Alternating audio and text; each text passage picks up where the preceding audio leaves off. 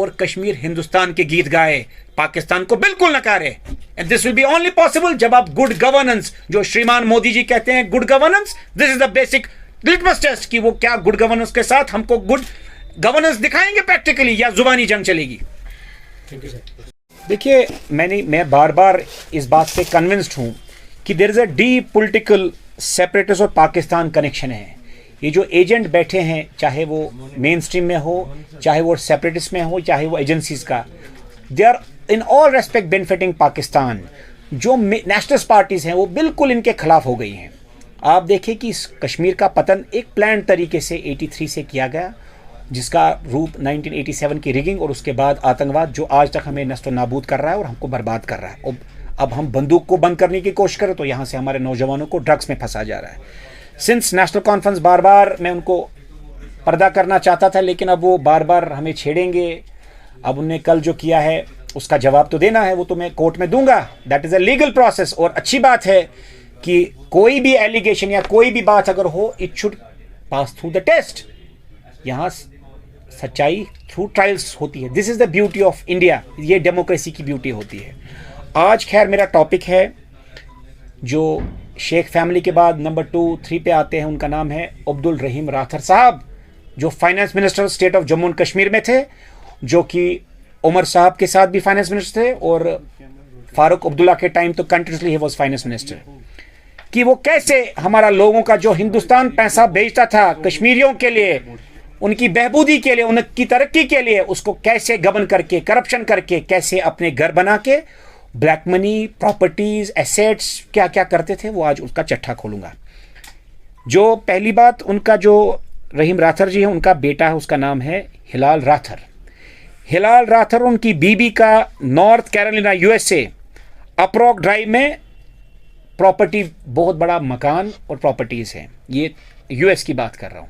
अब दुबई की बात करता हूं, उनके अपार्टमेंट्स की बात करता हूं। अपार्टमेंट 3006 एट शोभा हार्टलैंड दुबई, एक। Number 2 apartment 2515 in the name of his relative. ये सब जो मैं बता रहा हूं रिलायबल सोर्सेज से बता रहा हूं। In the name of his relative, Sobha Hartland Dubai. दूसरा unit number 3802 at Majestic Tower Sharjah UAE. Dubai bank account number 105301491320001। उनकी investments in Al Ahli Pride Hotel Apartments, Sheikh Zayed Road, Al बशरा, opposite Sharjah DG metro station, near Mall of the Emirates, Dubai UAE. उनकी investments Saudi trading equity fund and Mashreq Al Islamic, ये Dubai. अब जम्मू कश्मीर की बात करते हैं। सबसे पहले जम्मू की indirect investment, multiplex at Riddhi Siddhi canal road Jammu, 2 मकान तवी विहार सिदरा, बेनामी 25 कनाल ऑफ जमीन सुंजवा जम्मू। एक मकान जो वो बिल्कुल न्यू लुक जम्मू में गांधीनगर में है, उसके बिल्कुल सामने एक मकान जो राकेश ज्वेलर को भेजा गया। Investments indirect, city square mall Jammu, hotel Radisson Blu Jammu, chain of hotels in Delhi and Rajasthan through Subhash Gupta alias Subhash Baloria, जो एक लेबर थे और आज कश्मीर के, जम्मू कश्मीर के सबसे बड़े कद्दावर बिजनेसमैनों में हैं। एक labour became the one of the richest people in the Kashmir और जम्मू एंड कश्मीर। और पीछे किसका पैसा था? मखोटा एक। और पीछे पैसा इन लोगों का। विजयपुर में 100 कनाल जमीन। अब कश्मीर की बात करता हूं। तुगा दाज सुगाम चाडूरा एफसीआई राशन डिपो के पास 20 से 22 कनाल जमीन। कचाल वडर नियर बादीपोरा 1500 कनाल से 2000 कनाल जमीन। New house built at Badipora, नया मकान। नागम लेक के पास 20 कनाल जमीन। Vacant land Al Farooq colony Srinagar Rawalpora.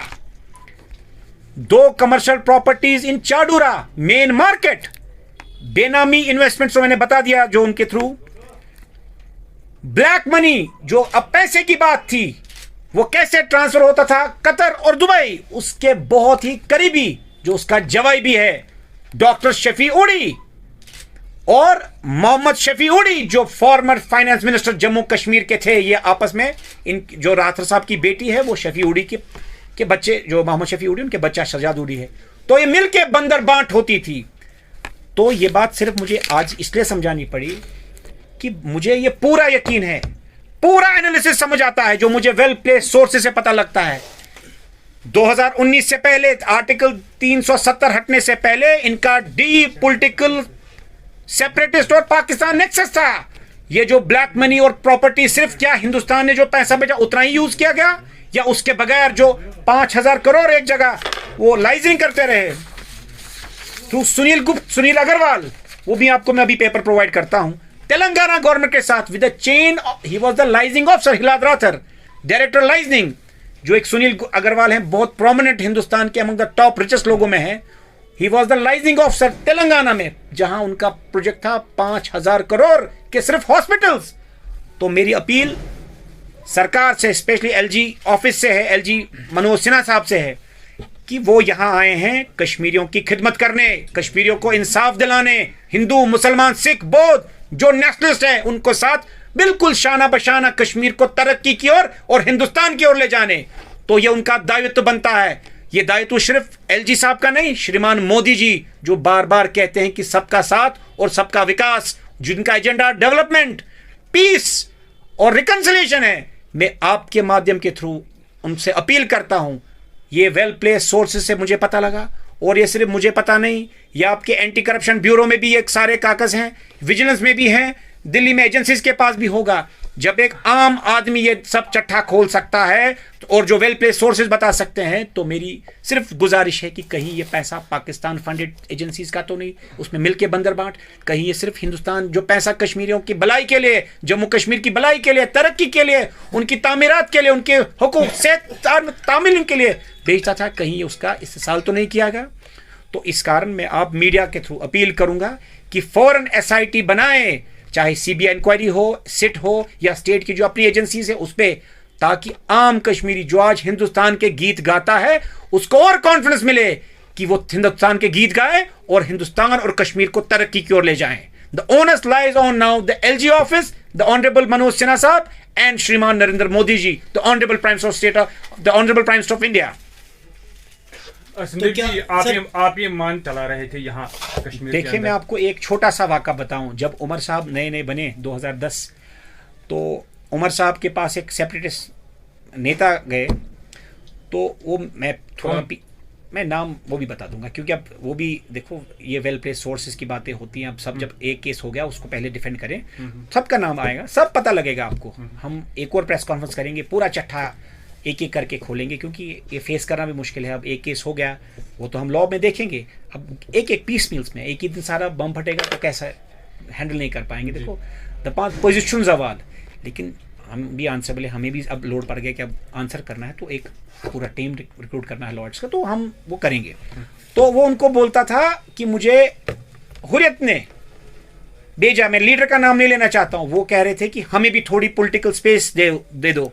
तो ये क्या करते थे, मानिए साल के 12 महीने जब हुकूमत में ये आते थे, तो ये 8 महीने कहते थे हमको पीसफुली काम करने दो ताकि टूरिज्म भी चले, लोगों का कारोबार चले, और 4 महीने आप हालात खराब करो ताकि आपकी दुकान भी चले। I am a witness, I would very soon name the person कि, और कद्दावर सेपरेटिस्ट लीडर और उनका स्टूज जो वकील है, जो बार प्रेसिडेंट भी रह चुका है, मियां कोयम नहीं है, वो मेरा दोस्त है, तो इसलिए मैं नाम भी दूंगा, नजीर रोंगा, और उनको भेजा मीरवाइज साहब ने और बोला कि उनको कहो, क्योंकि आपस में दोस्त हैं और पब्लिक में नहीं मिल सकते, तो बोला थोड़ा स्पेस हमको भी दे दो। तो आम कश्मीरी को समझना है, हिंदुस्तान तो यहाँ क्या फंड पे फंड बेचता है कि तरक्की, तामिल, golden cards, peace, roads, development, और ये लोग स्कैमों पे स्कैम लोगों पे आप देखिए 2019 के बाद हुआ क्या। आर्टिकल 370 है क्या? आर्टिकल 370 ये है कि जो कानून पार्लियामेंट पास करता है वो डायरेक्टली अप्लाई कश्मीर में हो। मानो गोल्डन कार्ड आ गया, कुछ राशन कार्ड, नया राशन बढ़ गया, गैस सब्सिडीज, वो कानून हो। और क्या था इसमें और क्या राइट्स था? हाँ, एक और बात, आपकी जो जेन्युइन डिमांड है कि जो कश्मीरी नौजवान हैं उनके हुकूक जैसे एम्प्लॉयमेंट हो वो बरकरार रखिए, मैं आपके साथ हूं। लेकिन अगर कोई हिंदुस्तान के लिए कोई स्कीम आती है, पूरे हिंदुस्तान के लिए, मानिए गोल्डन कार्ड है, ये पास होना था जब तक ये असेंबली यहां नहीं करती। आपको डायरेक्ट बेनिफिशियरीज हो गए। पूरा जम्मू कश्मीर आज जो गोल्ड कार्ड के through you are insured for 5 lakh rupees per year. तो अगर कोई काम अच्छा नेता कोई दिल्ली में काम कर रहा है तो उसको क्यों नहीं आप क्यों उसको रोक रहे हैं? उसको काम करने दीजिए। आप देखिए 2019 के बाद कितने पत्थरबाज जेल में गए, कितने पैलेट गन से इंजरी हुई, कितना करप्शन कम हुआ। आज एक एसपी हो, एसएसपी हो, डीआईजी हो, आईजी हो, दे आर आंसरेबल। आप देखिए कल आईजी साहब की बात की, जो भी कानून की प्रक्रिया में कोई काम करता है हम उसके साथ हैं, इंटरनेशनल के खिलाफ हैं। यही तो डेमोक्रेसी है। क्या हम आतंकवादी का साथ दें, उसके साथ नेक्सस करें? ये तरीका है। तो मेन रीजनल पार्टीज का दुकान ही यही था। लोगों को, कश्मीरी पंडितों को भगाया, जो आम कश्मीरी जो सियासत का शिकार हुआ उसको मरवाया। दूसरे पाकिस्तान यहां से हुर्रियत जज्बाती लड़कों को गन उठाया, अपने बच्चे लंदन दुबई कहां नहीं बनवाया, और आम कश्मीरी बेचारे को जज्बाती बना के मरवा दिया। ये इनकी गाथा है। तो अब आप लोगों को फैसला करना है, क्या ये कश्मीरियों और कश्मीर के दोस्त हैं, या दिल्ली जो आपको पूरा जो भी तरीका good governance, development, peace, golden cards, what not, subsidies, in Pradhan Mantri Awas योजना ये चाहिए। देखिए कमीशन बने कंप्लीट, वो चाहे मेन स्ट्रीम में हो, सेपरेटिस्ट हो, कि क्या नेक्सस था, कैसे कोई सख्ती नहीं की 2019 के बाद सरकार ने, कैसे पत्थरबाज गायब हो गए, वो पत्थरबाज कहां गए? ये क्या बात हो गई, ये क्या चमत्कार हो गया? तो ये कौन फंड करता था, ये कैसे चलता था निजाम, ये लड़के कहां चले गए? जो इनको जेल में भरा, ये नेक्सस। आप देखिए एनआईए कितना बढ़िया काम कर रहे हैं, इनके रेडों पे रेडों, अरबों करबों खरबों पैसे निकल रहे हैं। तो ये पैसा किसका था? ये कश्मीरियों का हक था जिसको उन्हें लूटा और आपको जज्बाती बना के मार डाला। This is the politics, divide and rule. ये तो सिंपल इंग्लिश फॉर्मूला है, डिवाइड करो, लड़वाओ, मरवाओ और अपनी कुर्सी बचाओ। यही तो वो कर रहे हैं। और अपने घर दुबई, अमेरिका, कतर कहां नहीं बनवाए। तो इस पे संज्ञान लेना चाहिए। These are serious allegations. क्या ये सिर्फ हिंदुस्तान ने जो पैसा भेजा वही है? कहीं ये पाकिस्तान फंडेड, सेपरेटिस्ट फंडेड, कहीं से एजेंसी, इतना पैसा कहां से आया?